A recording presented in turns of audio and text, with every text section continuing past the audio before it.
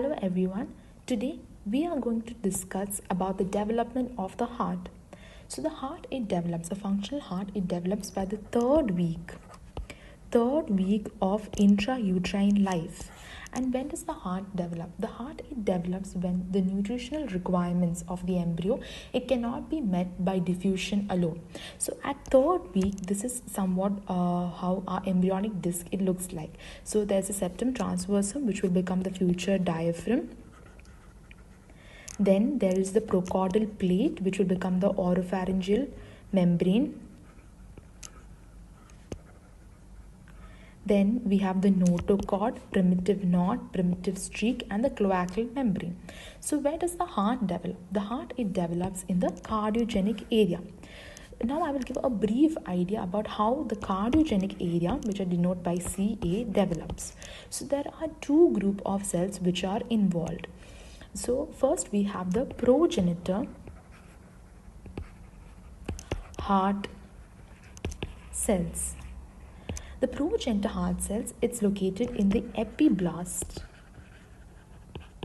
layer. So we know epiblast, it according to the new germ layer theory, epiblast is the layer of the embryoblast from which all the three germ layers arises. So the progenitor heart cells is located in the epiblast cranial to the primitive streak, and from here it migrates to splanchnic layer of the lateral plate mesoderm.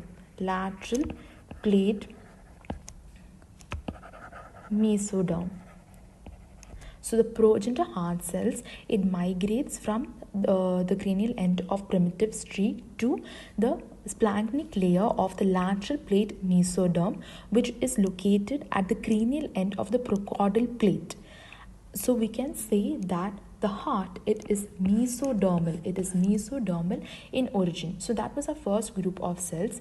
So these progenitor heart cells they go to lie in the cranial portion of the procaudal plate, and they form a they arrange themselves in the shape of a horseshoe.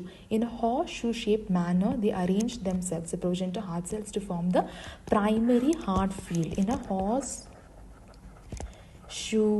shaped manner. Now the second group of cells is the secondary heart field cells.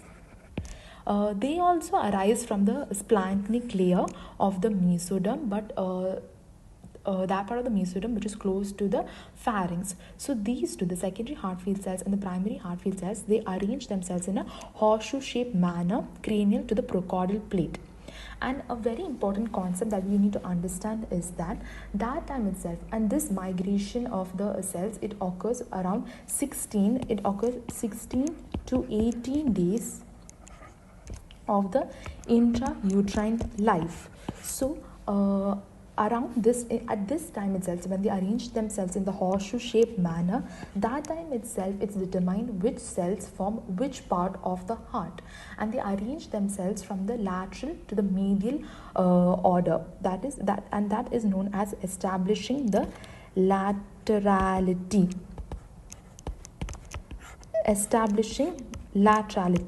So if we look from lateral to medial, the cells are arranged in such a way that the lateralmost cells will become the atria, then left ventricle, right ventricle, conus arteriosus, and the truncus arteriosus. So what is the clinical significance of this period of intrauterine life and the establishment of laterality? So this 16 to 18 days, it's very crucial in the development of the heart, because if any insult to the embryo occurs during this period, it can result in the formation of many heart defects such as dextrocardia, ventricular septal defects, atrial septal defects, then the transposition of the great vessels. So this is a very crucial period in the development of the heart. So now we know about the formation of the cardiogenic area. Next, by the end of the third week, what happens is that the cells in the cardiogenic area, they condense to form the cardiogenic cords, and these cardiogenic cords, they canalize to form two endothelial heart tubes. Then these endothelial heart tubes, they fuse to form a single primitive heart tube, okay? And they do not fuse along the entire length. No, they do not fuse along the entire length. The ends of these tubes, they remain unfused, and it will be bifurcated. So that's how by the end of the third week we have a single primitive heart tube. And now the single primitive heart tube, like many dilatations will be formed on them, and that's what we are going to look at next, okay? So many dilatations develop on them, mainly five, okay? Namely five dilatations develop. So next we're going to discuss the subdivisions of the heart tube, okay? So now this is the bifurcated end, okay? So this is actually the aortic sac. It's not a part of the primitive heart tube, it's just a continuation. It's something that it's the part through which the outflow of the blood it occurs. So let's establish our sites. So this is the bifurcated end, okay? It's only till here it is the primitive heart tube as such. So this is the bifurcated end, which is the venous end. It will be the venous end, plus it is the portion through which inflow of blood occurs. So the opposite side will be where outflow occurs. So first from the top we have the truncus arteriosus, which is the arterial end. Then we have the bulbus cordis, primitive ventricle, primitive atria, and sinus venosus, okay? So these are the parts.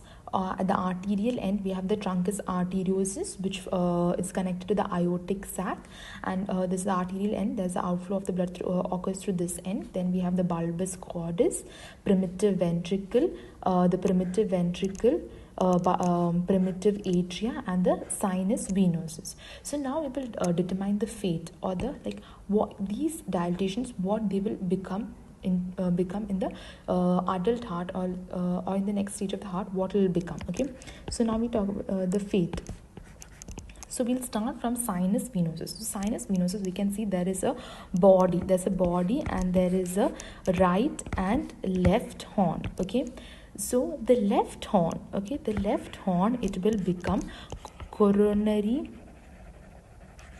sinus, which will become a part of the venous drainage system of the heart. Then the right horn and the body of the sinus venosus, it will become the smooth part of the right atria, the smooth inflow part of the right atria. Then the primitive atria will form the trabeculated portion of the right and left right and left atria. Then the primitive ventricle will become the trabeculated or the rough inflow portion of the left ventricle. And the proximal 1/3, okay, we have the proximal 1/3, the portion of the bulbus cordis, which is close to the primitive ventricle. This will become the trabeculated portion of right ventricle. Then the bulbus cordis will become the smooth outflow portion of the rest of bulbus cordis, okay, of right and left ventricle. And the truncus arteriosus will form the root and the proximal part of the aorta and pulmonary trunk. So we'll revise it once more. The left horn of the sinus venosus, it will form the coronary sinus, which will become a part of the venous drainage system of the heart. The sinus venosus body and the right horn will become sinus venosus body, and the right horn will become the smooth part of the right atria. Then the primitive atria will become the trabeculated. It will become the trabeculated portion of the right and the left atria. Then the primitive ventricle will form the trabeculated or the rough portion of the left ventricle, and the proximal 1/3 will become the trabeculated portion of the right ventricle. The bulbus cordis will form the smooth outflow portion of the right and left ventricle, and the truncus arteriosus will form the root and the proximal part of the aorta and pulmonary trunk. So do you feel like we are missing out on something? Where is the smooth portion of, what part forms the smooth portion of the left atria? The smooth portion of the left atria, so smooth part, the smooth inflow part of left atria is formed by the pulmonary veins. It's formed by the pulmonary veins. It's formed by the incorporation of the pulmonary veins, about which we will discuss later. So now we learn about the subdivisions of the heart tube and what each part will become in a adult human heart. And next we're going to learn about what each portion, the arterial end and the venous end, how they're connected to. Okay, what parts, what vessels are they connected to? That's what we're going to discuss. So first, the arterial end.